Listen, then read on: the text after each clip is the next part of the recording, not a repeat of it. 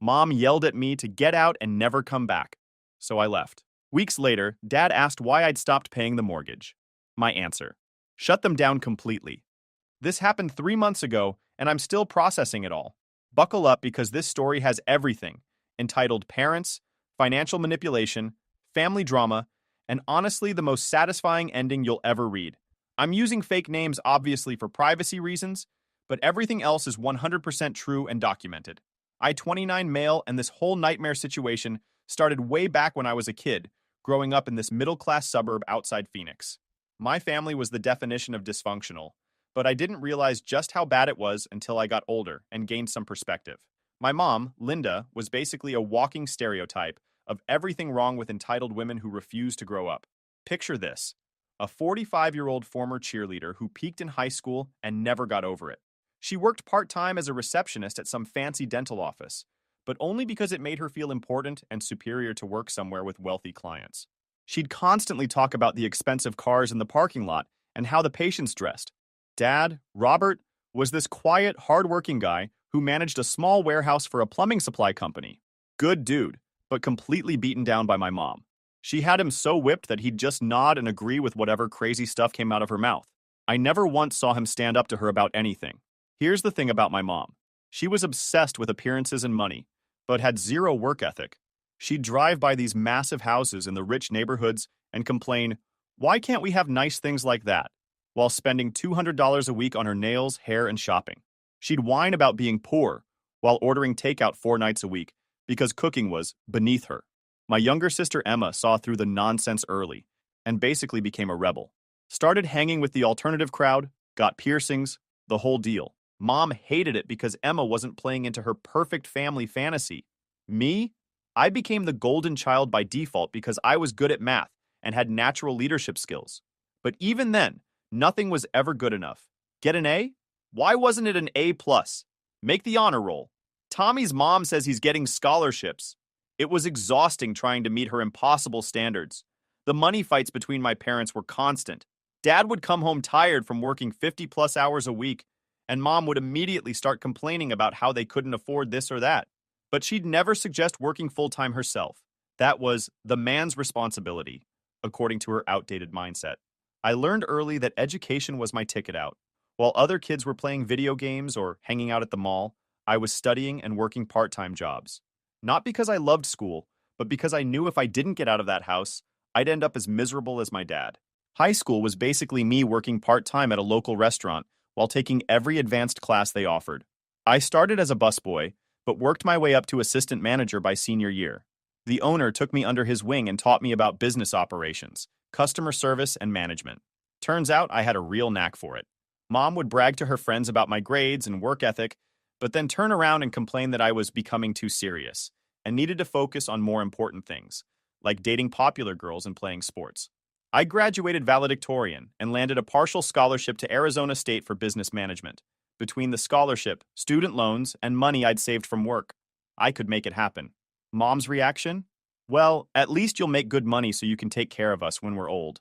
Even at 18, that comment made my blood run cold. College was like discovering I could breathe for the first time in my entire life. 4 years of actually being around motivated people who shared similar goals, professors who genuinely cared about their students' success, and nobody constantly telling me what I was doing wrong or criticizing every decision I made. I studied hard, but also learned to relax and enjoy life, made some solid friendships that lasted beyond graduation, even dated a bit and had normal relationships. I graduated with a 3.7 GPA and immediately got recruited by a mid-sized commercial real estate company in Phoenix doing property management and sales. Starting salary was $72,000 plus commission, which felt like winning the lottery compared to what I grew up with. Got my own apartment, a decent car, and for the first time in my life, I had money left over after paying bills. I thought I'd made it out of the dysfunction and could finally build my own life. I should have known Mom would find a way to ruin it. There I was, 23 years old, finally living my own life in Phoenix. Good job with advancement potential, decent apartment, actually had a social life for once. I'd drive back home maybe once a month for dinner, mostly because I felt bad for Dad.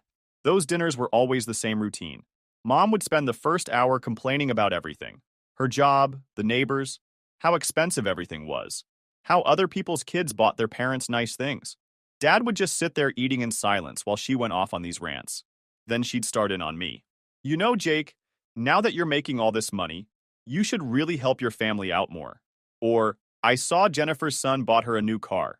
Must be nice to have a son who appreciates his mother. The guilt trips were relentless, but I held firm. I was finally building my own life and wasn't about to let her manipulation drag me back down. Then 2018 happened, and everything went downhill fast. The plumbing supply company got bought out by some massive corporate chain that cared more about profits than people, and they basically fired everyone over 40 to bring in younger, cheaper workers who would accept lower wages and fewer benefits. Dad was 52, had been working warehouse management his whole adult life, and his resume was basically supervised the same warehouse for 18 years, with no college degree or specialized technical skills. He applied everywhere he could think of: Home Depot, Lowe's, other supply companies, warehouses, distribution centers, even retail stores that might value his management experience. But nobody wanted to hire a middle-aged guy with outdated skills when they could get some 25-year-old college graduate for half the salary and no health insurance concerns. After 6 months of constant rejections and "will keep your resume on file" responses, he was basically broken and had lost all confidence. Mom's reaction? Did she offer to pick up extra hours? Maybe get a full-time job? Heck no. She immediately went into victim mode, crying about how unfair everything was and how they were going to lose their house. That's when I got the call. I was at work, in the middle of showing a commercial property to potential tenants, when my phone rang. Mom was sobbing so hard I could barely understand her. "Jake, we're going to lose everything," she wailed. "The bank sent papers. They're going to take our house." My stomach dropped. I knew their finances were shaky, but I didn't realize how bad things had gotten. "How much do you need?" I asked, already knowing I was about to make a huge mistake. Turns out they were 4 months behind on their mortgage. $7,200 to bring it current, plus they needed someone to cover the monthly payments going forward. Their house payment was $1,900 a month, and with Dad unemployed and Mom only working part-time, they were bringing in maybe $1,300 total. I had about $15,000 in savings at the time. Not a fortune, but enough to help.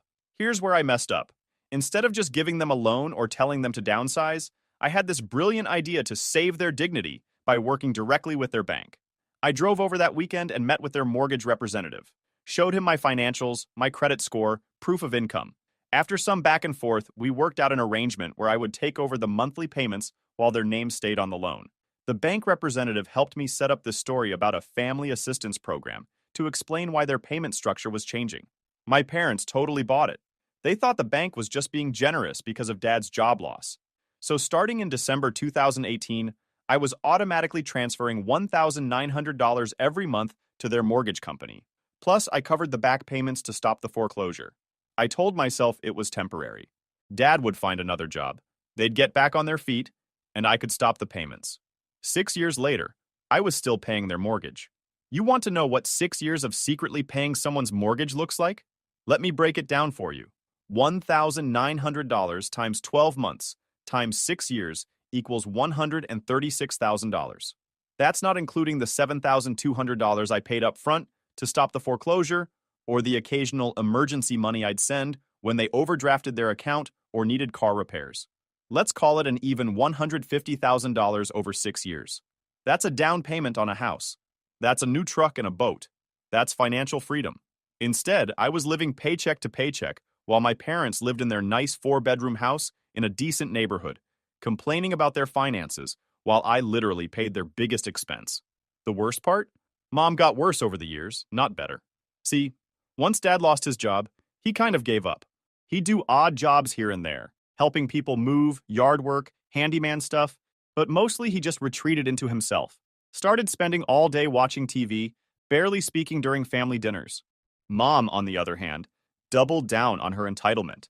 Since she was now the primary breadwinner with her part-time receptionist job, she acted like she was some kind of martyr carrying the whole family. But here's the kicker. She also started acting like she was wealthy. New clothes every week, expensive highlights every 6 weeks, manicures, pedicures, facials at the clinic where she worked. She bought this huge 75-inch TV for the living room, then a new bedroom set, then redid the kitchen with granite countertops. And every time I'd visit, She'd show off her new purchases like she was some kind of interior decorator. Look at my new designer purse, Jake. I deserve nice things after everything I've been through. Meanwhile, she's behind on the electric bill, and I'm covering her mortgage. The comments about my life got nastier too. When I'd mention work stuff, she'd roll her eyes and say, "Must be nice to sit in an office all day instead of having a real job." When I started dating my girlfriend Sarah, Mom immediately started picking her apart. "She seems plain," was her first comment. "Don't you want someone who takes better care of herself? Someone who appreciates nice things?" Sarah was actually awesome. Worked as a teacher, down to earth, no drama. But she wasn't some high-maintenance princess, so Mom dismissed her completely. The guilt trips got more sophisticated too. "You know, Jake, other successful kids take their parents on vacations. Jennifer's son just took her to Europe." Or, "I saw the nicest Mercedes at the clinic today. The patient said her son bought it for her. Must be nice to have a son who shows his appreciation." I started dreading those monthly dinners. 2 hours of listening to Mom complain about money while showing off whatever new stuff she'd bought, all while I knew I was funding her lifestyle. My friends started noticing I was always broke despite having a decent job. I'd turn down trips, couldn't afford to go out much, drove the same beat-up Honda I'd had since college. They'd ask what was up, but how do you explain that your mom is basically a financial parasite? The relationship with Sarah eventually ended because of this situation. She couldn't understand why I was always stressed about money, why I couldn't commit to moving in together, why I spent every Sunday driving over to have dinner with parents who treated me like garbage. "It's like you're married to your family instead of building a life with me," she said when she broke up with me. She wasn't wrong. Work was the only place I felt normal. I'd gotten promoted to senior property manager, then to regional manager. My salary had gone up to $98,000 plus commission, but with that mortgage payment, I was still living like I made $60,000. I started keeping detailed records of every payment, every emergency loan, every dollar I'd spent on them. Maybe I thought I'd show them someday, or maybe I just needed to see the numbers to make it feel real. By year 4, I was having panic attacks. Just little ones at first. Tightness in my chest when I'd see the mortgage payment go through. Trouble sleeping after family dinners. My doctor suggested therapy. But who has time for therapy when you're working 50 hours a week and supporting your parents? The breaking point came last year when Mom started talking about renovating their master bathroom. $18,000 for new tile, a fancy shower, heated floors. She'd already picked out the materials and gotten quotes. "We're going to use the home equity line of credit," she announced over Sunday dinner. "It's basically free money since the house is worth so much more now." I nearly choked on my food. The house was worth more because I'd been keeping them from foreclosure for 6 years. And now she wanted to borrow against my equity to fund her renovation fantasies. That's when I realized this was never going to end. She would keep spending, keep demanding, keep taking, until I had nothing left. But I didn't know how to stop without destroying the family. Then came the Sunday that changed everything. 3 weeks ago was supposed to be just another difficult family dinner. I drove over like always, stopped at the grocery store to pick up steaks because Mom had mentioned wanting a nice dinner. Yeah, I was still buying the groceries too. Another thing she just expected. I walked into their house around 5 p.m., bags in hand. The first thing I noticed was a brand new sectional sofa in the living room. This thing was massive, leather, probably cost $6,000 easy. "What do you think of our new furniture?" Mom called from the kitchen. "I got it on sale, but it was still a good investment. We deserve to have nice things." I bit my tongue and headed to the kitchen to start dinner. Dad was in his usual spot at the counter, staring at some game on his phone. He mumbled, "Hey kiddo," without looking up. What made this Sunday different was that Mom's sister Brenda was there. Aunt Brenda lived up in Colorado and rarely visited, maybe twice a year at most. Unlike my mom, Brenda had actually worked her way up from secretary to office manager at an insurance company. She owned her own house, drove a reliable car, took sensible vacations. Everything Mom claimed she wanted, but was too lazy to work for. Mom hated Brenda's success almost as much as she resented mine. "Look at you, Jake!" Brenda gave me a real hug when she saw me. "Your mom tells me you're doing so well with your real estate job. Regional manager already. Your parents must be so proud." I caught Mom's face out of the corner of my eye. That familiar grimace, like she'd bitten into something sour. "Thanks, Aunt Brenda," I said. "It's good to see you." While I cooked dinner, Brenda chatted about her recent promotion, her daughter's wedding, normal family stuff. But I could see Mom getting more and more agitated. Her movements got sharp and jerky, slamming cabinet doors, wiping down counters that were already clean. We sat down to eat around 6:30. The conversation was awkward. with Mom giving short answers and Brenda trying to fill the silence. I was actually starting to feel bad for my aunt. She had no idea she was walking into a minefield. Then, about halfway through dinner, Brenda said the words that would detonate my entire life. "Linda, I've been meaning to ask, did you guys ever get caught up on your mortgage? I remember you mentioning some trouble a few years back." My fork stopped halfway to my mouth. I felt the blood drain from my face.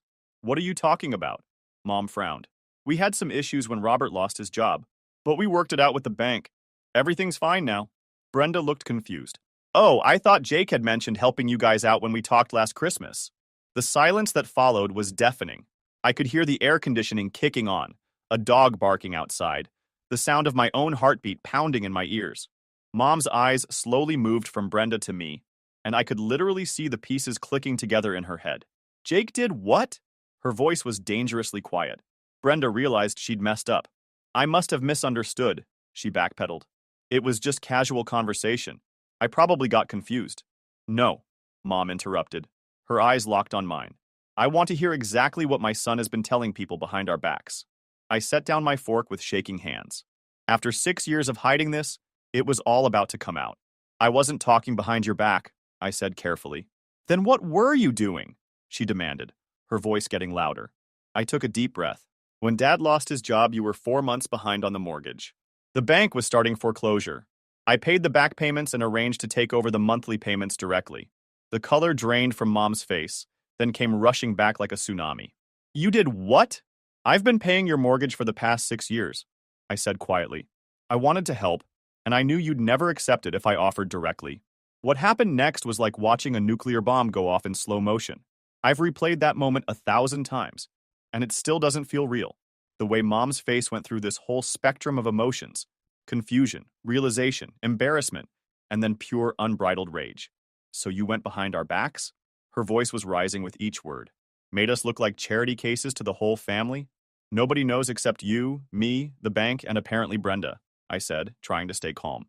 "It wasn't about charity. It was about keeping you from losing your house." "Our house?" Mom stood up so fast her chair almost fell over. "You mean the house you think you own now? Is that why you're always acting like you know better than us? Because you think this is your house?" Dad finally looked up from his plate. "Linda, maybe we should—" "Be quiet, Robert," she snapped. "I want to hear this." She turned back to me, and the look in her eyes was pure venom. "You arrogant little jerk. You think because you make good money, you can just swoop in and save us poor, stupid parents? You think we're too incompetent to handle our own lives?" "That's not what I thought," I protested. "I just wanted to help." "Help?" She laughed, but it was this harsh, bitter sound. "You call lying to us for 6 years helping? You call going behind our backs and making us look pathetic helping? You were about to lose your house," I shot back, my own anger finally surfacing. "The bank was literally weeks away from foreclosing. Everything you worked for would have been gone. So you decided to play God?" Her face was purple now. "Decided that we were too stupid to figure it out ourselves? You couldn't figure it out." I stood up to face her. "Dad's been unemployed for 6 years. Your part-time job barely covers groceries. Without me, you'd be living in some apartment right now." The words hung in the air like a grenade with the pin pulled. Mom's hands were shaking as she pointed at me. "How dare you talk to me like that? After everything I've done for you, everything I've sacrificed, you ungrateful piece of garbage." "Sacrificed?" I couldn't help but laugh. "What have you sacrificed? You work 20 hours a week, spend money on stupid stuff constantly, and act like you're doing me a favor by letting me pay your bills." "I raised you," she screamed. "I gave you everything. And this is how you repay me? By humiliating me in front of my sister? I repaid you by keeping a roof over your head for 6 years," I yelled back, "while you treated me like garbage and acted like nothing I did was ever good enough." "You want to know what's not good enough?" she snarled. "Having a son who thinks he's better than his family, who lies and manipulates and acts like he owns us." "I don't want to own you," I was shouting now too. "I just wanted to help, but you can't accept help without making it about your pride and your ego." She moved closer, her face twisted with rage. "Well, here's some reality for you, you arrogant jerk. This is my house, my home, and you are no longer welcome here." The room went dead silent. Even the background noise seemed to fade away. "Get out," she said, her voice cold and controlled. "Get out of my house and never come back. Since you think you own this place, let me make it crystal clear. You don't, and you never will." I stood there, stunned. Despite all the fighting, despite how toxic she'd become, she'd never explicitly kicked me out before. "Linda, that's enough," Dad finally said. But it was way too little, way too late. "Fine," I said, my voice surprisingly steady. "If that's what you want." I grabbed my keys and headed for the door. Behind me, I could hear Brenda trying to mediate. "Linda, you don't mean that. You're upset." But I knew my mother. Once she made a declaration like that, she never backed down. I walked out the front door and didn't look back. In my car, I sat for a few minutes, hands gripping the steering wheel. 6 years of financial support. 6 years of putting their needs before my own. 6 years of enduring criticism and manipulation. And it ended with being thrown out of the house I'd been paying for. The drive home was a blur of anger and hurt. But by the time I got to my apartment, something had shifted inside me. For the first time in 6 years, I wasn't their problem solver. I wasn't their safety net. I wasn't responsible for their poor decisions. I was free. And I was about to make sure they understood exactly what that meant. That night, I sat in my apartment with my laptop, staring at my bank's website. There it was, the automatic transfer I'd set up 6 years ago. $1,900 on the 15th of every month, like clockwork. My finger hovered over the cancel recurring payment button. 6 years. $150,000. And it ended with me being called an arrogant jerk and kicked out of the house I'd been paying for. I clicked cancel. A confirmation screen popped up. "Are you sure you want to cancel this recurring payment? Get out and never come back." Mom's words echoed in my head. I clicked confirm. Just like that, it was done. After 6 years of being their financial life support, I'd pulled the plug. But I wasn't finished yet. I opened up a new browser tab and started doing some research. See, I'd learned a few things about finances and property records during my years in real estate. Amazing what you can find out when you know where to look. Turns out my parents had taken out a home equity line of credit 18 months ago. Remember that bathroom renovation Mom wanted? Yeah, she'd gone ahead with it, along with new appliances, a deck, and who knows what else. They'd borrowed $52,000 against the house I'd been keeping out of foreclosure. So not only had they been living essentially rent-free on my dime, they'd been using their fake equity to fund Mom's spending sprees. The audacity was breathtaking. I also discovered that Mom hadn't been working part-time like she claimed. According to public records, she'd been collecting unemployment benefits for the past 8 months. Apparently, the dental clinic had downsized, and she'd decided not to look for another job. So she'd been lying about that too. I spent the next week in a weird state of calm. No anxiety about the upcoming mortgage payment. No dreading Sunday dinner. No walking on eggshells around Mom's mood swings. For the first time in 6 years, I felt like I could breathe. My phone stayed silent for the first week. No calls, no texts, no apologies. The silence was telling. Week 2, the messages started. "Dad, hey buddy, hope you're doing okay. Mom's still upset, but she'll come around." I didn't respond. "Dad, having some trouble with the online banking? Can you help me figure this out?" I didn't respond. "Dad, the bank called about the mortgage payment. There might be some kind of error in their system." Still nothing from me. Week 3, the messages got more desperate. "Dad, Jake, we really need to talk. It's about the house." Mom, "I don't know what game you're playing, but it needs to stop." Dad, "Please call." We received some papers from the bank. I maintained radio silence. They'd made their choice when they kicked me out. Now they could live with the consequences. 3 weeks after our fight, I got the text I'd been expecting. "Dad, the bank called. They're starting foreclosure proceedings. We need to talk." I stared at the message for a long time. This was it. The moment of truth. The house they'd lived in for 20 years, the home I'd secretly saved multiple times, was about to be taken away. And you know what I felt? Nothing.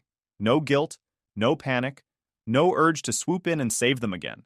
Just cold, hard satisfaction that the consequences were finally catching up with them. I deleted the message without responding. The next day, my building manager called up. "Mr. Carson, there's a Robert Carson here to see you. Says he's your father." "Send him up," I said. Time for the conversation I should have had 6 years ago. Dad looked like absolute garbage when I opened my door. Hadn't shaved in days, clothes wrinkled, eyes red and puffy. He'd lost weight and looked about 10 years older than the last time I'd seen him. "Jake, thank God," he said, relief washing over his face. "We've been trying to reach you for weeks." "I know," I said, not moving to let him in. "I got your messages." He shifted uncomfortably in the hallway. "Can we talk? Please? It's about the house." I considered making him grovel in the hallway, but decided I wanted to enjoy this conversation. "Come in," He practically collapsed onto my couch, head in his hands. Jake, I'm so sorry about what happened. Your mother, she was out of line. She didn't mean those things she said. Which part didn't she mean? I asked, settling into my chair across from him. The part where she called me an arrogant jerk? Or the part where she told me to get out and never come back? She was just angry. You know how she gets when she feels cornered. Cornered? I laughed. Dad, I'd been paying your mortgage for 6 years. The only reason she felt cornered is because she got caught living off my money while treating me like garbage. He winced. We know you've been helping us, and we're grateful. Grateful? I cut him off. Dad, in 6 years, not once did either of you say thank you. Not once did Mom acknowledge what I was doing. Instead, she spent that whole time criticizing my life, my job, my girlfriend, everything about me, while I was literally keeping you from being homeless. I know, we messed up. But Jake, they're going to take the house. We got the foreclosure notice yesterday. We have 30 days. I leaned back in my chair, studying his face. He looked desperate, broken. Good. And you want me to fix it, I said. Yes, I mean, if you could just start the payments again, maybe talk to the bank. Like nothing happened? We'll make it right, I swear. Your mother knows she went too far. She's been crying for days. Has she now? I smiled. And where is Mom today? Did she come to apologize? Dad's face fell. She wanted to come, but she's embarrassed. She knows she messed up. So she sent you to clean up her mess. Again. Jake, please, I'm begging you. We'll lose everything. I stood up and walked to my kitchen, grabbing 2 sodas. I handed one to Dad and sat back down. Let me tell you what's going to happen, I said calmly. You're going to lose the house. You're going to have to declare bankruptcy because of that home equity loan you took out. Mom's going to have to get a real job for the first time in her adult life. And you're both going to learn what it's like to live without someone else paying your bills. Dad's face went white. Jake, you can't mean that. I absolutely mean that. I took a sip of my soda. See, I've had 3 weeks to think about this. 3 weeks to really examine our relationship. And you know what I realized? He shook his head, looking like he might throw up. I realized that for 6 years, I enabled Mom's entitled behavior. I made it possible for her to live in a fantasy world where she could spend money she didn't have and treat people like garbage without consequences. I was so worried about being a good son that I forgot to have any self-respect. But we're family. Family? I laughed. Dad, when's the last time either of you asked how I was doing? When's the last time Mom said something nice about my life? When's the last time you stood up for me when she was being awful? He opened his mouth, but nothing came out. That's what I thought. See, I spent $150,000 over 6 years keeping you afloat. You want to know what I could have bought with that money? A house? A new truck? Heck, I could have taken a year off work and traveled the world. Instead, I was living paycheck to paycheck while Mom bought designer purses and renovated bathrooms. We didn't know. Nonsense.